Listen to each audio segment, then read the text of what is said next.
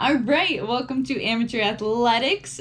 Today we're going to be talking about my first ever training block for training for a triathlon. So I'm going to go over 5 different things of what I wanted to make sure that I included in when I was training for my first ever triathlon, which is coming up in about 2 weeks. So before I do that though, I just kind of wanted to explain why I decided to switch to triathlon. I ran in college.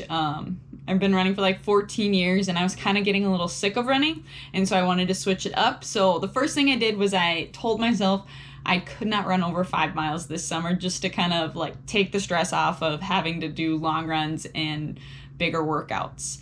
And then the next thing was that I started to look for different forms of exercise, and I'm a big endurance athlete, so I ended up getting into the triathlon and wanting to run and bike and swim. So that's where that kind of came from. Okay, first thing is that I wanted to make sure that during the week of training, so when I'm talking about this, it's going to be what I include each week of my training block. And I do Monday through Sunday, so I have the weekends on the end of my training block. So the first thing was that I wanted to include 2 of each. So by that I mean 2 runs each week, 2 bikes, and 2 swims. I wasn't always perfect with the swim early on just because it was like hard getting access. I don't swim at a pool. I go to either my family's lake cabin on the weekend or go to a lake around the city's area.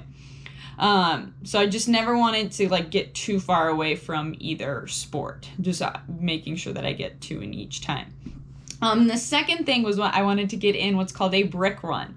If you don't know what that is, it is a bike, a run, and ick. That's how it's combined. So so brick, bike, run, ick. Because you bike first and then you get off and you run a little bit, and it is pretty awful. Your legs feel pretty awful the first time, and that's why they tell you to do bricks, because then you can kind of get used to that. After you are biking in a triathlon, you have to go run. So it's kind of getting used to that transition. So I knew I wanted to do that because that was what a lot of people had told me. And I'm glad, because it has definitely been like, you have such wobbly legs and your thighs are just like pounding from the bike. So I wanted to do at least one of those each week, maybe 2, but I usually go like a longish medium bike ride. I've only gotten up to like 15 miles was my highest bike ride. And that's as far as my triathlon does. That's the longest. That is the bike race in the triathlon, is 15 miles. So I got in some brick runs at least once a week. Okay, and then the third thing was that I wanted to make sure I got a run workout. So I come from a background of a lot of running, and so that's my strong suit. That's kind of what I was going to lean on to carry me through the triathlon. So I decided to go with making sure that I got at least one run workout. So whether that's a snowball, a fartlek, I didn't really do any longer runs, but just some sort of speed work in there so that I could know how to run faster, and that my 5K would be like my strong suit. And then fourth was longer bike ride. Like I was saying earlier, the triathlon bike ride is only 15 miles, so that was kind of where I topped out at. I might maybe try and go 18, maybe this week. We'll see. But I wanted to get in at least one longer bike ride and then medium one, 10-ish miles. So I just wanted to stay in that range, know that I could do each part of the run. So even like my swim, the race that I'm doing is a half-mile swim. So I was just consistently swimming half a mile so that I know I could do each part of each race.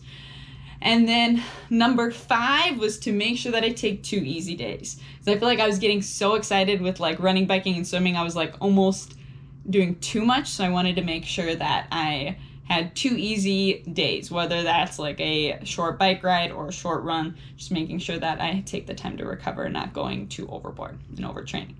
And then bonus was that I wanted to make sure that I was enjoying it. So if I really wanted to bike one more day instead, or if I wanted to swim extra, like to just let myself do that, because I was kind of getting a little bit of a funk. I feel like if you were doing a sport for a super long time, that does tend to happen. So I just wanted to lean into like the biking and the swimming if that was what I was really enjoying.